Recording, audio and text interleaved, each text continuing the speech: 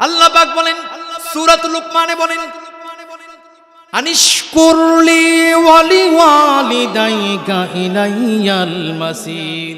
আল্লাহ পাক বলেন পৃথিবীর মানুষেরা, আমি আল্লাহ তোমাদেরকে হুকুম করতেছি আমার কৃতজ্ঞতা হও, আমার কৃতজ্ঞতা আদায় করো, শুকরিয়া আদায় করো। আমার কৃতজ্ঞতা আদায় করার পরে তোমরা তোমাদের মা বাবার প্রতি কৃতজ্ঞ হও, কৃতজ্ঞতা আদায় করো। ইমাম কুরতুবী একটা কথা বলেছেন সূরাত বনী ইসরাঈলের আয়াত নিয়া, সূরাতুল লুকমানের 14তম আয়াত নিয়া ইমাম কুরতুবী একটা কথা বলেছেন। ইমাম কুরতুবী বলেন আল্লাহ পাক সূরাত বনী ইসরাঈলে আল্লাহর ইবাদতের উপরে মা বাবার প্রতি ইহসান করতে বলেছেন। আর সূরাতুল লুকমানে আল্লাহর কৃতজ্ঞ হওয়ার পরেই মা বাবার প্রতি কৃতজ্ঞ হওয়ার কথা বলেছেন। আল্লাহ পাক পৃথিবীর মানুষদেরকে ডাক দিয়ে কথাটা বলতেছেন যে পৃথিবীর সন্তানেরা, আমি আল্লাহ আমার ইবাদতের পরেই মা বাবার প্রতি ইহসান করতে বলেছি, আমার কৃতজ্ঞতার পরেই মা বাবার প্রতি কৃতজ্ঞ হওয়ার কথা বলছি। এটা এই জন্য করছি, পৃথিবীর সকল সন্তানদের উপর আমি এটা বাধ্যতামূলক করে দিয়েছি। সুবহানাল্লাহ জুড়ে বলে। হাদিস শরীফ থেকে আপনাদেরকে শোনাই, বিশ্বনবী জনাবে মুহাম্মদুর রাসূলুল্লাহ সাল্লাল্লাহু আলাইহি সাল্লাম সাহাবা একরামকে নিয়ে বসে আছে। হঠাৎ করে দেখা যায় দূর থেকে একজন মহিলা আসতেছে। আল্লাহর নবী মহিলাকে দূর থেকে দেখার সাথে সাথে বিশ্ব নবী বৈশা থাকেন নাই, বসা থেকে দাঁড়ায়া গেছে। মহিলা কাছে আসার পর বিশ্ব নবী নিজের গায়ের চাদরটা ছিল, বিশ্ব নবী নিজের গায়ের চাদরটা খুইলা মহিলাকে বসার জন্য ব্যবস্থা করে দিলেন। বিশ্ব নবীর চাদরের উপর মহিলা বৈশা পড়ছে। বিশ্বনবী মহিলার সাথে কথা বললেন, আলোচনা শেষ হয়ে গেল। এবার মহিলা চলে যাবে। মহিলা চলে যাবার সময় ওই মহিলার সম্মানে বিশ্বনবী বসা থেকে আবার দাঁড়ালেন। যতক্ষণ পর্যন্ত মহিলাকে দেখা যায় ততক্ষণ পর্যন্ত বিশ্বনবী বসে নাই, মহিলার সম্মানে দাঁড়ায় আছে। যখন নবীর চোখের আড়াল হয়ে গেছে, নবীজি তারপরে বসছেন, ততক্ষণ দাঁড়ায় ছিলেন। সুবহানাল্লাহ জুড়ে বলেন।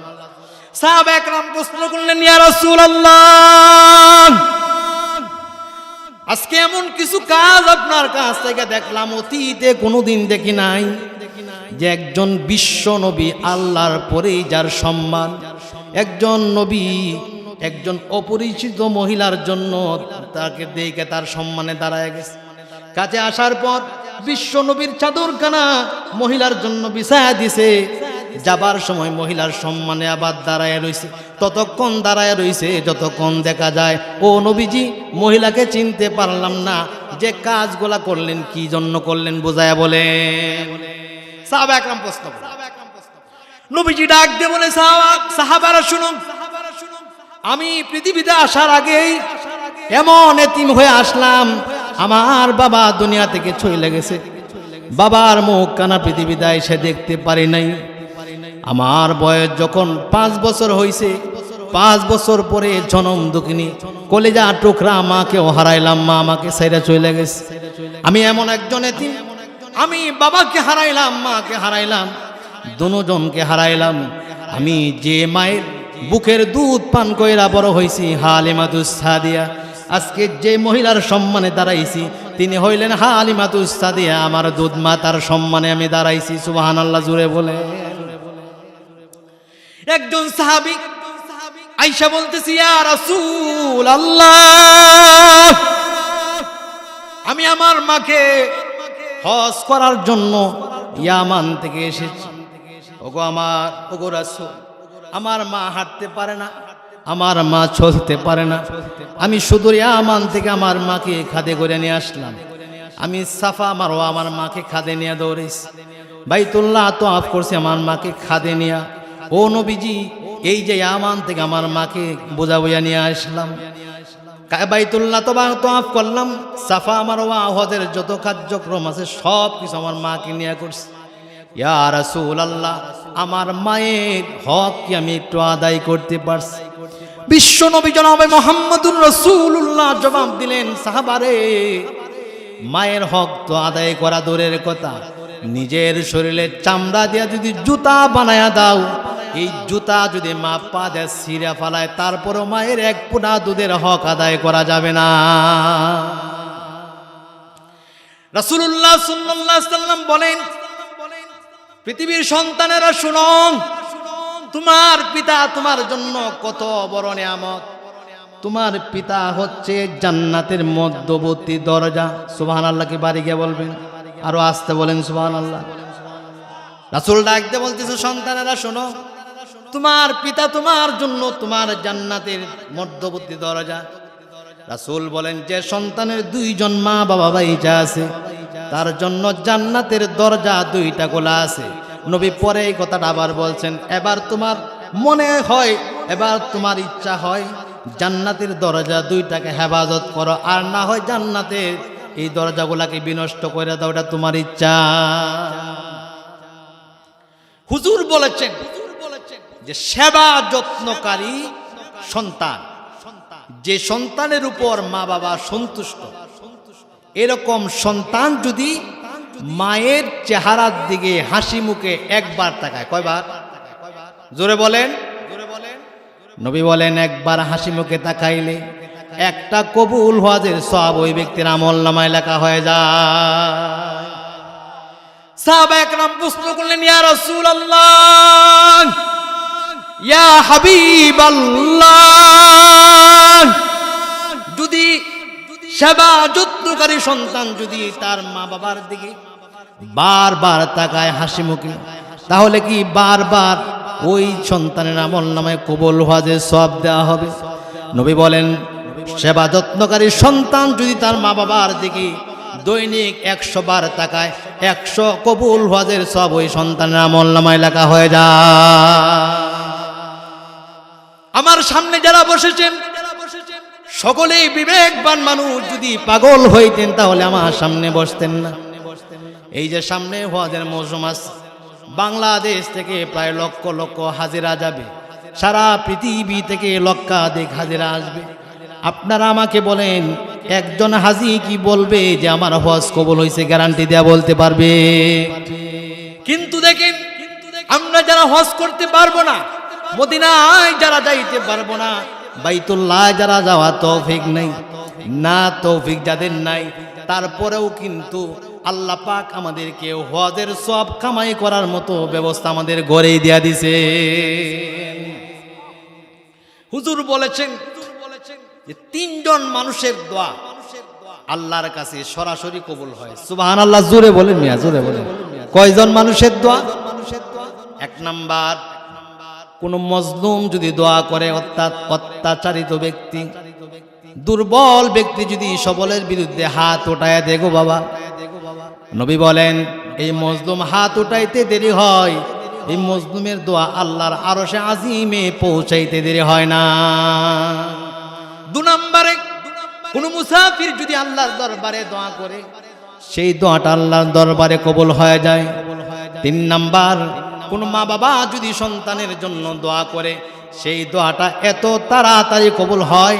আল্লাহর নবী বলেন, সন্তানের দোয়ার মধ্যে, মা বাবার দোয়ার মধ্যে আর আল্লাহর মধ্যে কোনো পর্দা থাকে না, খুব দ্রুত আল্লাহর আরশে আজিমে দোয়া পৌঁছায় যায়। মা যদি দোয়া করে সন্তানের জন্য, বদদোয়া হোক আর ভালো দোয়া হোক, আমরা মা বাবার খেদমত করবো তো ইনশাআল্লাহ। জোরে বলেন ইনশাআল্লাহ। মা বাবা কি জিনিস আপনাদেরকে বলি। মুসা আলাইহিস সালাম আল্লাহকে ডাক দে, বলে আল্লাহ, ও আমার মালিক, আমার সাথে জান্নাতে থাকবে কে? আল্লাহ পাক জবাব দিলেন, মুসা, তোমার সাথে জান্নাতে থাকবে একজন কসাই, গোশত বিক্রি করে, ওই তোমার সাথে জান্নাতে থাকবে। মুসা আলাইহিস সালাম বললেন, মালিক, এই কসাইকে আমি দেখতে চাই। আল্লাহ পাক বললেন, মুসা, অমুক বাজারে চইলা যাও, বাজারে গিয়া দেখবা গোশত বিক্রি করে। মুসা চলে গেলেন, গিয়া দেখে একজন কসাই গোশত বিক্রি করতেছে।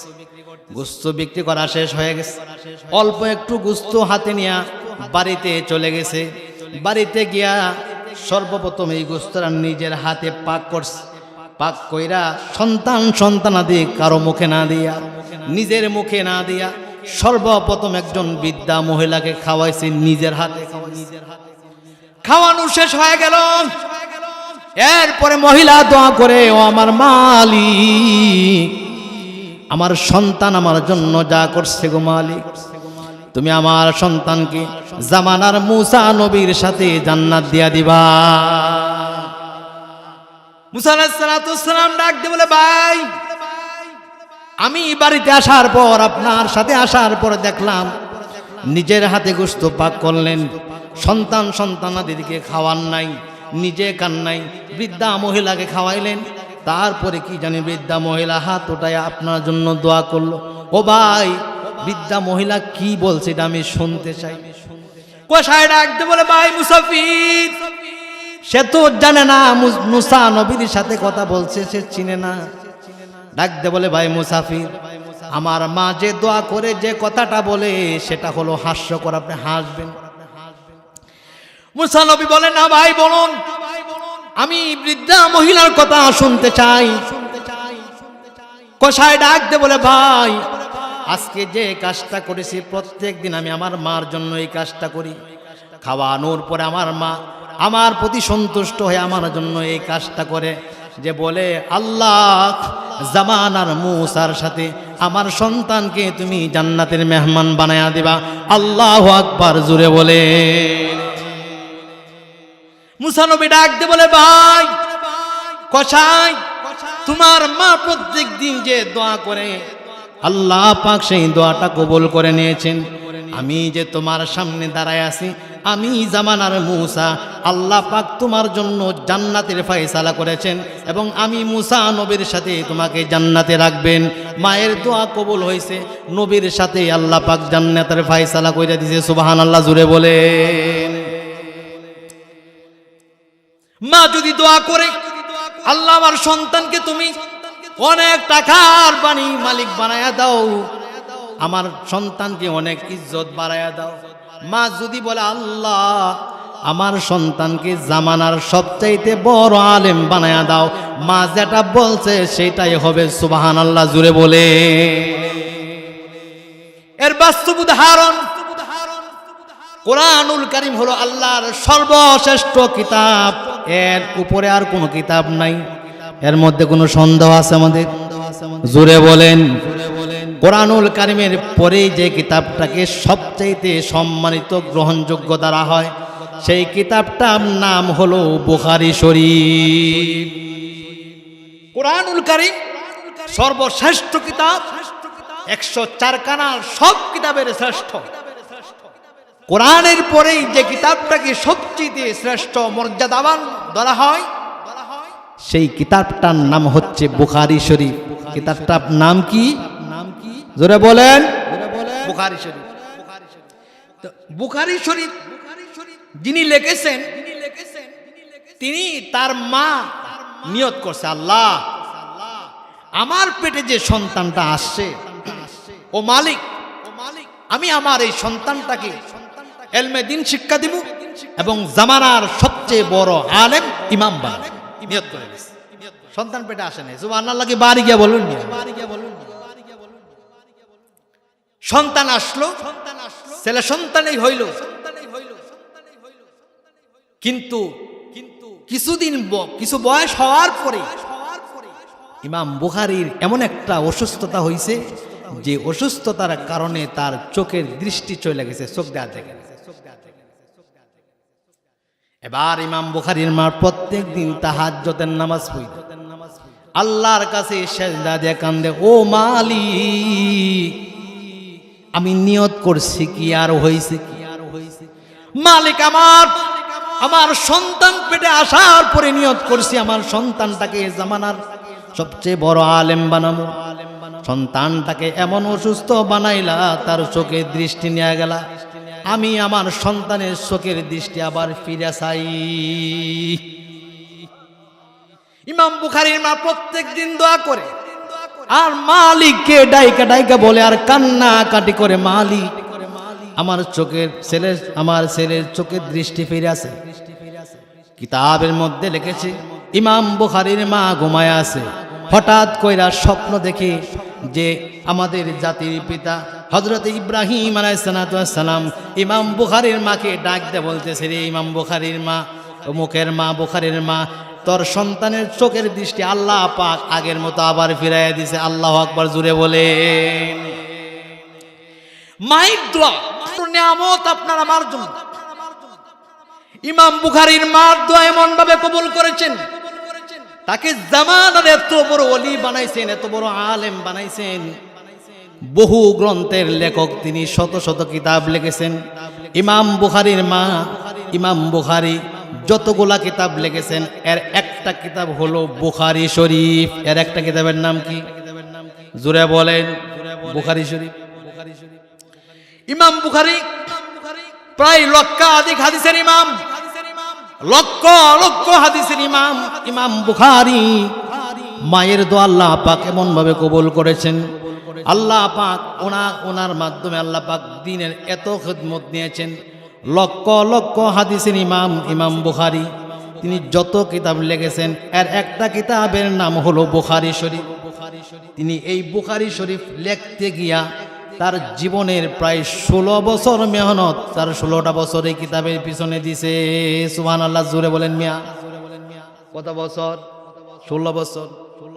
মাত্র 6000 কিতাবের হাদিস, 6000-এর উপরে হাদিসের কিতাবটা লিখেছেন। 16 বছর সময় দিয়েছেন এক একটা হাদিস লেখার সময়। যে কিতাবের হাদিসটা সংরক্ষণ করবেন, লিখবেন, এক একটা হাদিস লেখার আগে তিনি সারা দিন রোজা রেখেছেন। এরপরে সারা রাত্র তাহাজ্জুদের নামাজ পড়েছেন, তাহাজ্জুদ পড়েছেন। এরপরে তাহাজ্জুদ পড়া শেষ করেন নাই, তারপরে মুরাকাবায় বইছে। মুরাকাবায় বইসা আল্লাহর রাসূলের সাথে সরাসরি কথা বলেছেন, ইয়া রাসূলুল্লাহ, আমার জীবনের যে কিতাবটা লিখতেছি আপনার রওজা শরীফের সামনে বইসা, ও গো রাসূল, অমুক হাদিসটা এই কিতাবের মধ্যে আমি লিপিবদ্ধ করতে চাই। আপনি যদি হ্যাঁ বলেন তাহলে আমি এই কিতাবটার মধ্যে এই হাদিসটা লিখব, যদি না বলেন তাহলে আমি এই কিতাবে হাদিস লিখব না।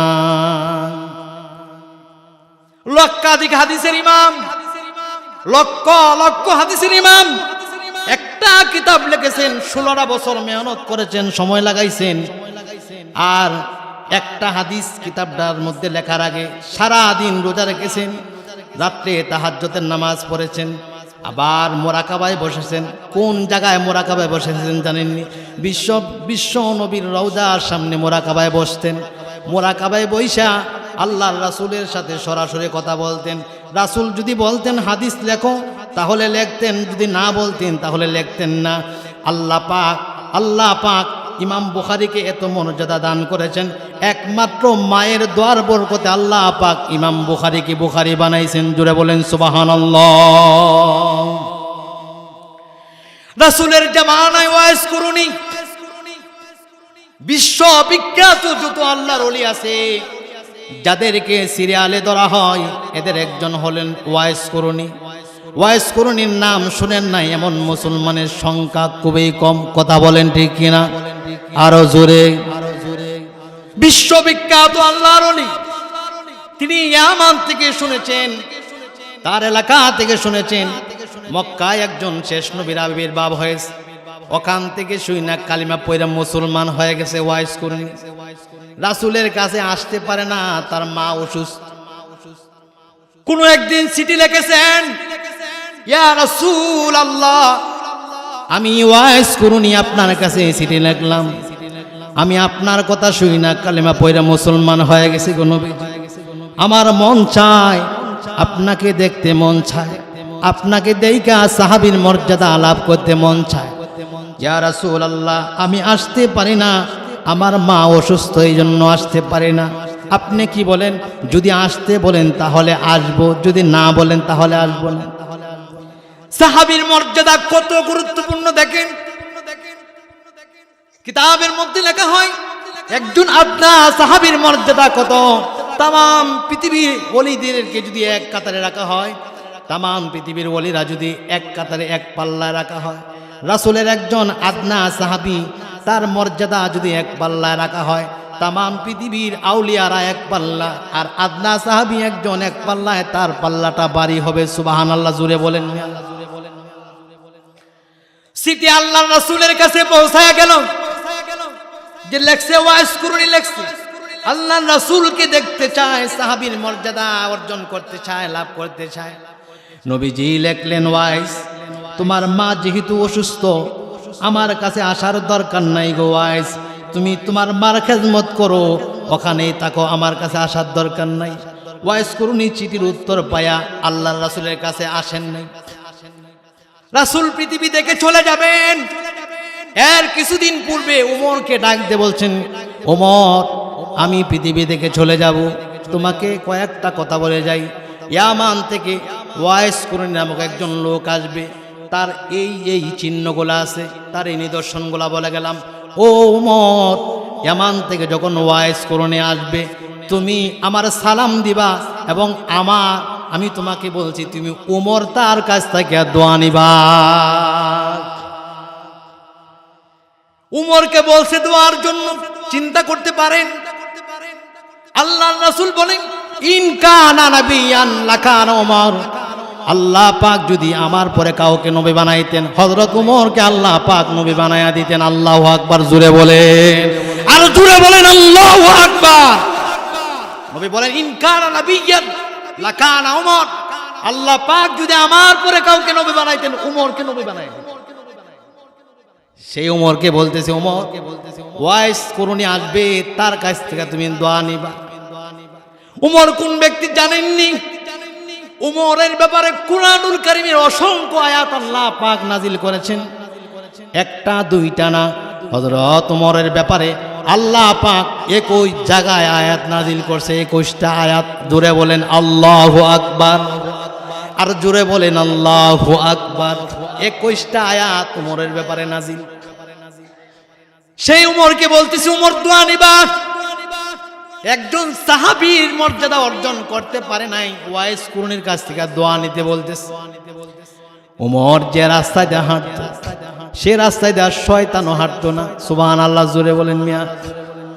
উমরের আরেকটা কথা বইলা, তারপরে ওয়াইস কুরুনির কথা বলি, এরপরে আলোচনা শেষের দিকে নেই, হুজুর আসতেছে। উমর হওয়া এমন ব্যক্তি, আম্মা জান আয়েশা রাদিয়াল্লাহু তাআলা আনহা রাতের বেলা আকাশের দিকে তাকায় আছে। বিশ্ব নবীজি পিছন দিক থেকে আয়েশা ডাক দে বলে, আয়েশা গো, আকাশের দিকে তাকায় আপনি কি করেন? আপনি কি তারকা গুনতেছেন? আম্মা জান আয়েশা বলেন, আমি তারকা গুনি না, তবে আমি একটা জিনিস মনে মনে চিন্তা করি গো নবীজি, আকাশে যে পরিমাণ তারকা আছে, সেই পরিমাণ কারো কি নেক আমল আছে এমন সাহাবী আপনার মাঝে আছে নাকি, এটা একটু জানতে চাই। সুবহানাল্লাহ, জোরে বলেন। হুজুর বলেন, হ্যাঁ আছে। আকাশে যে পরিমাণ তারকা আছে, তত পরিমাণ নেকি আছে এমন সাহাবীও আমার আছে। সুবহানাল্লাহ, জোরে বলেন। আম্মা জান আয়েশা বলেন, ইয়া রাসূলুল্লাহ, নামটা বলুন। আল্লাহর রাসূল ডাক দে বলে, আকাশে যত পরিমাণ তারকা আছে, তত পরিমাণ নেকি আল্লাহ পাক আমার উমরের নামে লেখা দিয়েছেন, তত পরিমাণ নেকি উমরের নামে আছে। আম্মা জান আয়েশার মনটা মলিন হয়ে গেছে। তিনি ভাবছিলেন যে তার আব্বার নামটা বলবেন, আবু বকরের নাম বলবেন। হুজুর আম্মা জান আয়েশা চেহারা দিকে তাকায় বুঝতে পারছে, ডাক দে বলে, আয়েশা, আপনার চেহারাটা মলিন হয়ে গেছে, চেহারাটা কালো হয়ে গেছে। আপনি ভাবছিলেন আপনার বাবার নাম আবু বকরের নাম বলবো, এই জন্য বলি না। এই জন্য তবে আপনার বাবার ব্যাপারে শুনুন, ওমরের নেকি আছে, আকাশের তারকা পরিমাণ নেকি আছে, আর আপনার বাবার নামে যত নেকি আছে, আকাশের তারকার চাইতেও আরো বেশি, যা গয়না শেষ করা যাবে না। হুজুর বললেন, উমর, ওয়াইস কুরুনি নামক একজন ব্যক্তি আসবে, তার থেকে দোয়া নিবা। আর তার পরিচয়টা কি? তার এমন কিছু কিছু নিদর্শন, এই যে বললাম, এই নিদর্শনগুলা দেখবা। যদি আসে এই ওয়াইস নামক ব্যক্তি, তার কাছ থেকে দোয়া নিবা। হযরত ওমর খেলাফত লাভ করার পরে ওমর ঘোষণা দেয়া দিছে যে ইয়ামান থেকে কোনো কাফেলা যদি আসে, আমাকে সাথে সাথে বলবা, ওই কাফেলা ওয়াইস কুরুনি নামক যদি কোনো ব্যক্তি আসে, আমাকে একটু খবর। হযরত উমরকে সংবাদ দেওয়া হলো যে ইয়ামান থেকে একটা কাফেলা এসেছে, আর ওই কাফেলার মধ্যে ওয়াইজ নামক ব্যক্তি আছে। ওমর দৌড়ায় আইসা হুজুর যে নিদর্শনগুলোর কথা বলেছিলেন, যে দেখছে হুজুরের প্রত্যেকটা নিদর্শন ওয়াইজ করুণীর সাথে মিলে গেছে। উমর ডাক দিয়ে বলে, ওয়াইজ আপনার নাম ওয়াইজ করুণী? তিনি বলেন, হ্যাঁ আমার নাম ওয়াইজ করুণী। উমর ডাক দিয়ে বলে, ভাই ওয়াইজ করুণী, আপনি আমার জন্য দোয়া করেন।